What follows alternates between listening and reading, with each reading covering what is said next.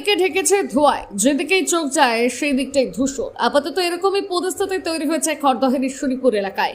একটি রং কারখানায় আগুনের ঘটনা ঘিরে তৈরি হয়েছে ভয়াবহ পরিস্থিতি। সকাল থেকে আগুন নিয়ন্ত্রণে আনতে রীতিমতন হিমশিম খেতে হচ্ছে দমকল বাহিনীকে। ইতিমধ্যে ঘটনাস্থলে পৌঁছে গিয়েছে ব্যারাকপুর পুলিশ কমিশনার এবং দমকল বিভাগের আধিকারিকরা।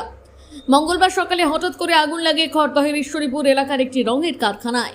কারখানায় একাধিক রাসায়নিক ও দাহ্য বস্তু দ্বারা পূর্ণ হওয়ায় দ্রুত ছড়িয়ে পড়ে আগুনের লেলিহান শিখা, হয়ে ওঠে আরো বিধ্বংসী। সাত সকালে অগ্নিকাণ্ডের খবর পেয়ে ঘটনাস্থলে ছুটে যায় দমকলের 5টি ইঞ্জিন, কিন্তু তারপরেও কোনো লাভ হয় না। আগুনের তীব্রতা এবং দাবদাহ এতটাই যে তার সামনে টিকতে পারে না এই কয়েকটি ইঞ্জিন। তৎপরতার সঙ্গে তখনই আরো 3টি ইঞ্জিন পাঠায় দমকল, তবে তারপর যে আগুন নিয়ন্ত্রণে আনা গিয়েছে এমনটা নয়।